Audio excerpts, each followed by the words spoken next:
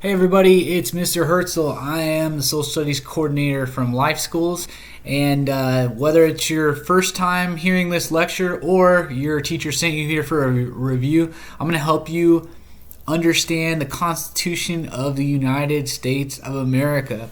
Every week we look at this slide here, and this is the TEACS for the week, which basically just means that this is what the state of Texas wants you to know. And also, it's what you're going to see most likely on a STAR test. So what I want you to know is here, 8.1c, explain the significance of the date 1787. That's pretty self-explanatory. It's the writing of the Constitution. 8.1a, identify the major eras and events in U.S. history through 1877, including the creation of the Constitution. Then it wants you to know things inside of the Constitutional Convention and what came out of it. So 8.15c, identify colonial grievances listed in the Declaration of Independence and explain how those grievances were addressed in the Constitution. 8.4d, analyze the issues of the Constitutional Convention of 1787, the Great Compromise, the Three-Fifths Compromise.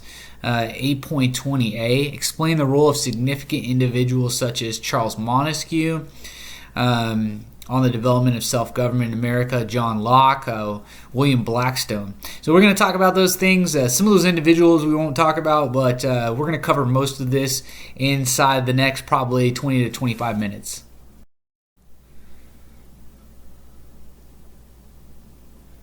Also, we're going to cover these things: republicanism, checks and balances, federalism, separation of powers, and popular sovereignty. You're going to hear all those terms in here, and so just make sure that you're listening for those terms, and you'll understand what they are after this lecture.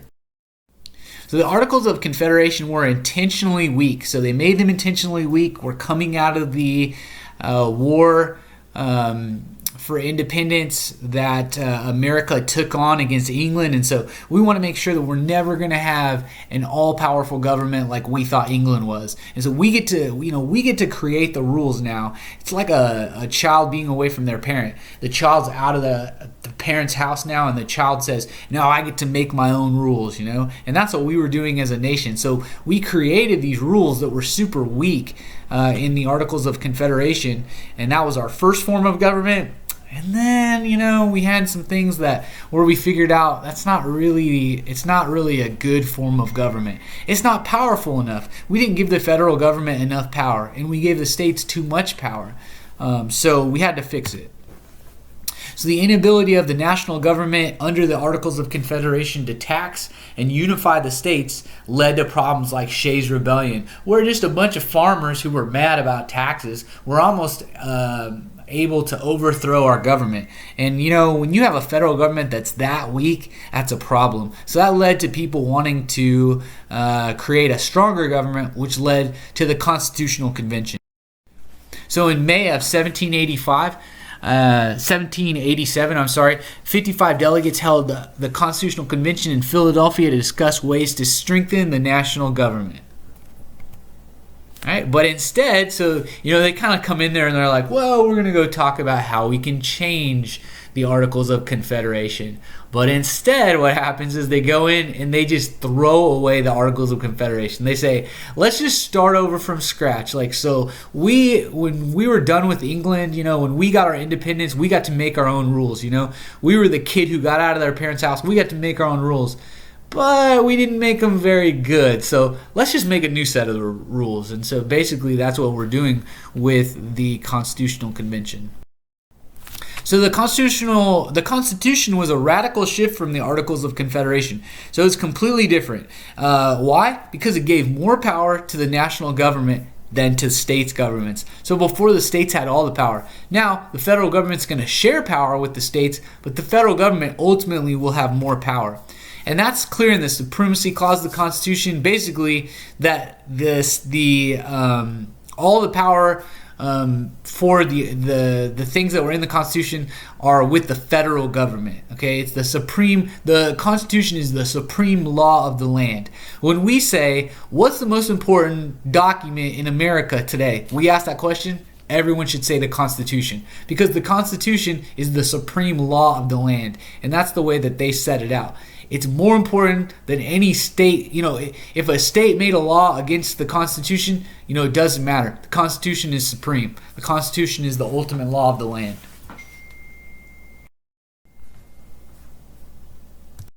All right, so let's check out the powers that now the federal government under the Constitution has that they didn't have under the Articles of Confederation. Okay, rather than a single unicameral. So unicameral is like, you guys know what a unicorn is? Okay, I'm pretty sure you do. You know what a unicorn is. Well, a unicorn is called a unicorn because it has one horn sticking out of its head. So uni means one. And so unicameral just means that it's just one group of people that kind of ran the country before under the Articles of Confederation. So it was just a unicameral Congress, just one Congress that kind of ran everything. So instead of having a unicameral Congress, just one Congress that ran everything, the new nation had it was divided among 3 equal branches of government. And so here you have the legislative, the executive, and the judicial. Legislative is going to be the same as that unicameral group of guys that make men and women that make decisions. The executive is going to be like our president, and judicial is going to be like our court system, like the Supreme Court, but also other judges as well. All right, so like the Articles of Confederation, the government had that legislative branch to make laws. Unlike the Articles of Confederation, Congress had the power to tax and coin money.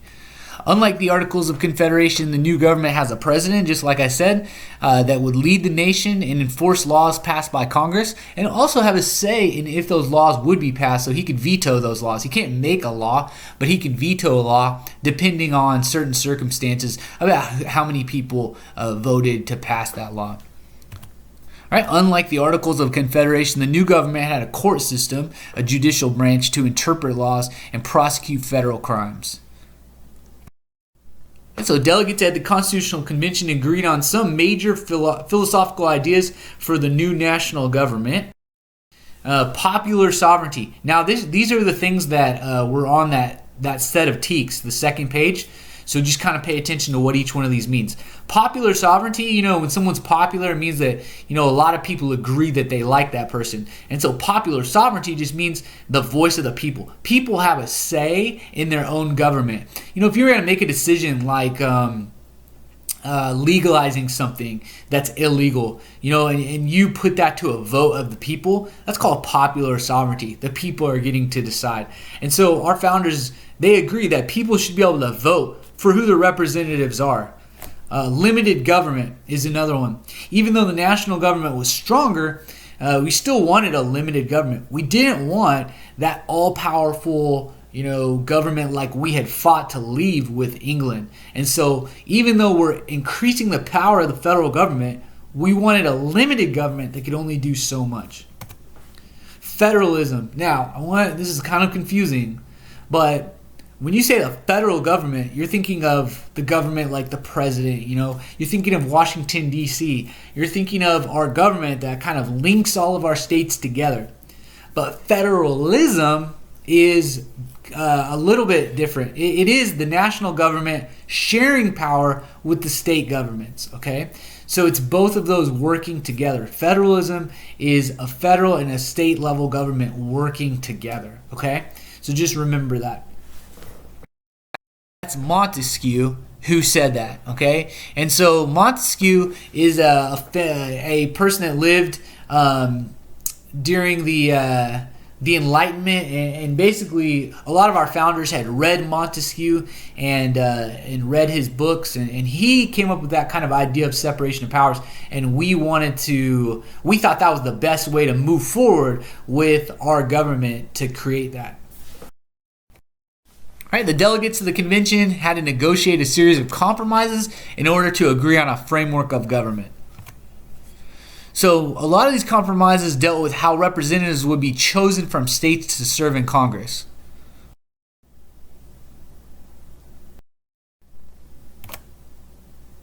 Large states are going to support the Virginia Plan. Virginia Plan was basically an idea that said, hey, we need to add a president to be a leader of the nation and a bicameral Congress, meaning that we need two different sets of Congress, okay? Like we need one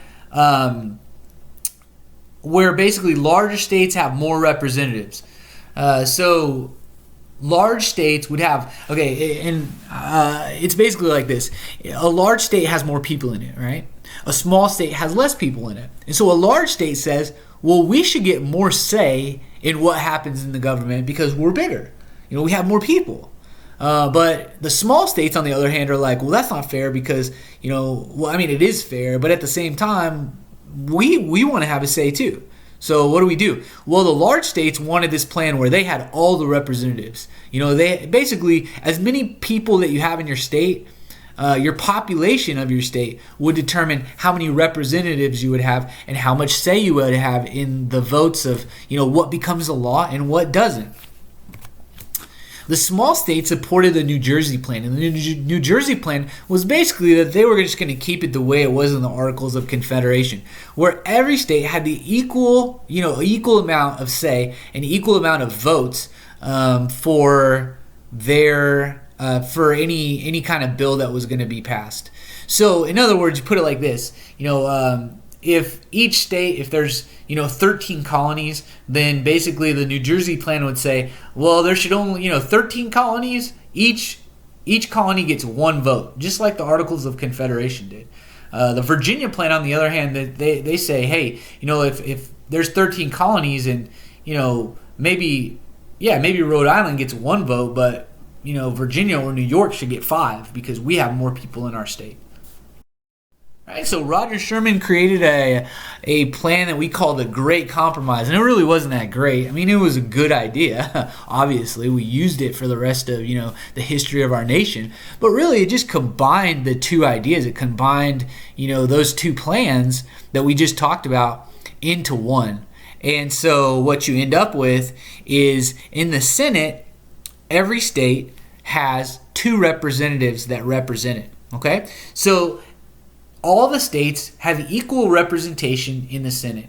Okay, they each get 2 votes in the Senate, but in the House, each state gets the representatives based on how many people they have in their state. Okay, so if a state like Texas or a state like New York or California has more people in it than Rhode Island, then they get more votes and representatives in the House of Representatives. And in the Senate, they all get two representatives to vote for them.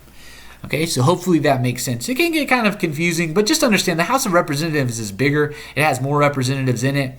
In the Senate, each state only has 2. Okay, so it's equal representation in the Senate, and then in the House, it's more about the population of each state.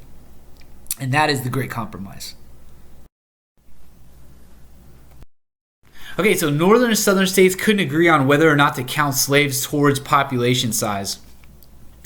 The North said, hey, slaves shouldn't be counted when deciding the number of delegates. You're not, basically, again, this is how it works. A state for the House of Representatives, remember, for the Senate, each state gets 2 elected individuals that go and represent that state in the Senate.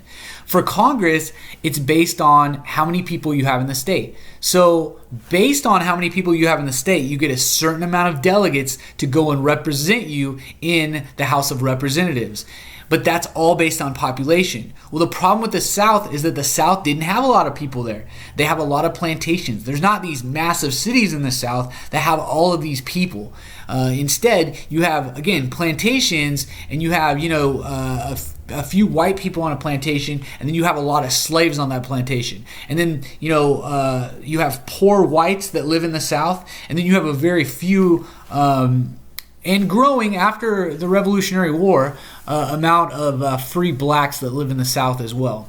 And so it's kind of a caste society, and that's a term that you'll hear in world history, but and really is not important to us, but it's just to understand the social breakdown of the South. You have slaves at the bottom, you have free blacks kind of above them. You have poor whites just above them, and then you have kind of your people that would be like a doctor or that kind of thing, or somebody who owned a business in the South, and then you had rich plantation owners above them. That's kind of the hierarchy of the way that the South worked for the most part. Okay, and so in the South you don't have large populations. So the South says, well, we want our slaves to count as population so we can have more representatives in Congress. And the North is like, the northern states are like, there's no way, like you can't do that. You're not letting them vote. You're not letting them be a part of the representative process. So how can you count them towards your population? But the South is insistent on it. The North, they understand that they have to compromise to make it work and for everybody to agree to the Constitution. And that's how you get the 3/5 compromise, which we'll talk about in a second. So Southern states wanted each slave to count towards their population so that their representatives in the House of Representatives would be higher, more powerful, which is what we just said. 3/5 compromise allows states to count 3 of every 5 slaves towards taxation and population size. But Northerners refused for slavery to be mentioned in the Constitution. So that's the compromise. Slavery would not be mentioned in the Constitution, okay? Northerners thought if slavery was mentioned in the Constitution, it would become a part of our country forever and ever. We would have in our Constitution this mention of this terrible institution that, a lot of people in our country already at that time knew was a horrible thing that we wanted to get rid of. The South, on the other hand, they didn't see it that way. They have a lot of money tied up in slaves. Slavery, to own a slave was very expensive during that time. And so, no matter what humanitarian or saying that, this is morally it's disgusting, no matter what those arguments were, people in the South weren't going to listen to them, and they were going to believe what they wanted to believe, as well as all of these other problems that they had. And they used these other problems in the South to kind of justify slavery. Like, the slaves, they don't have any skills. What would they do? Or the argument that, what's going to happen to slaves if we let them loose? That we're going to have a revolt on our hands, and we're going to have slave rebellions, and they're going to kill all of the white plantation owners. And so, they would use those arguments to justify their position, even though, I think people knew slavery was wrong. Even back then, they knew slavery was wrong, even in the South. But again, they had all their money tied up in it. They were getting free labor from these slaves. And so what do they think about that? Well, greed is going to rule at the end of the day in the South, even though the North wants to change that. And the North and the South, again, they're going to just kick the can down the road. They're going to say, well, we'll just deal with it later. This problem of slavery, we'll deal with it later. And eventually we will deal with it later with the Civil War. Roughly 500,000 young men are going to get killed because of that issue to sort it out before we abolish slavery later on. So anyway, back then, everybody kind of knew this was an issue coming into it. And the compromise, even at the beginning of our country, was we refuse to put slavery in the Constitution of the United States of America. We will not put that word in the Constitution. It will not become a part of our country. And on the South, they said, okay, that's fine, but we want representation. We want our slaves to count towards representation. And again, that's called the 3/5 compromise. If you see that on a test, that's what it's all about. Okay. All right, for unity's sake, treated slavery as a political issue instead of a moral issue. So the Constitution, they're going to treat it as a political issue. Let's get it done for the better of the country. Let's get this thing signed instead of a moral issue. Meaning, hey, we know it's wrong, and instead of saying, well, we're not going to sign the Constitution, forget it, we're not doing it. If the North would have said that, if some of these northern states like Massachusetts, who's really well known all throughout history for, protecting runaway slaves and taking in blacks and giving them homes and giving them places to stay and places to work, changing runaway slaves' identities to protect them. If a state like Massachusetts had said, we're done, we're walking away, well, then you wouldn't have the Constitution. So instead of treating it like a moral issue, they treat it like a political issue. And again, kick the can down the road. All right, many Northerners wanted to use the Constitutional Convention to end slavery. Again, it's the same thing that I was just talking about, but Southerners, they just wouldn't have it. Anytime that Northerners talked about that, Southerners pushed back very hard and wouldn't have anything to do with it. So as a compromise for the South, the slave trade could continue 20 more years. So what we basically put in the Constitution, we don't mention it in the Constitution, but we mention the sale of or the purchase of individuals. So basically we say there won't be any more purchase of individuals past a certain date. So like we end the slave trade coming in from Africa in our country. Like we put an end to it. And so we put a date on it that says like that will not happen past this point. And for the South, the compromise was that if we did that, the compromise for the South is that all states that figured out they had a runaway slave in their state would then return that slave to the state that they came from. Okay? So lots of compromises happening in the Constitution having to do with slavery. I mean, this is way before the Civil War, but we already know it's a problem. And it's foreshadowing what's going to happen with the Civil War later on.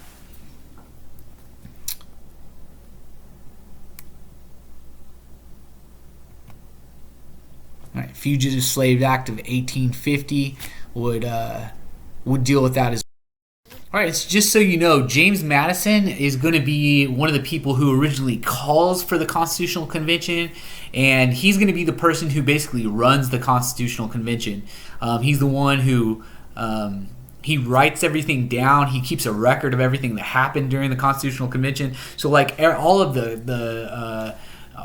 the books that we have that are like written about the Constitutional Convention, most of them rely heavily on what he wrote about and what he talked about that happened, and all these compromises and all these things. We have them because James Madison wrote a lot of those things down as like a kind of a history of what happened. He kept the notes, and also he wrote much of what ended up being the Constitution. So we call James Madison the father of the Constitution. So if anyone, if you see that on a test, what was James Madison important for? He was the father of the Constitution, as well as our fourth president. He comes after Thomas Jefferson. He was Thomas Jefferson's Secretary of State. And then he goes on to become our president after Thomas Jefferson. Okay, so hopefully you guys have learned a lot about the Constitution and everything that went with it, the different compromises that we had, and the way that the Constitution lays out our government and the checks and balances and all of the branches of government and how all of that works. All right, so hopefully you learned a lot about that. Hopefully you're going to be able to nail any test that you take having to do with this. And until next time, I will see you guys.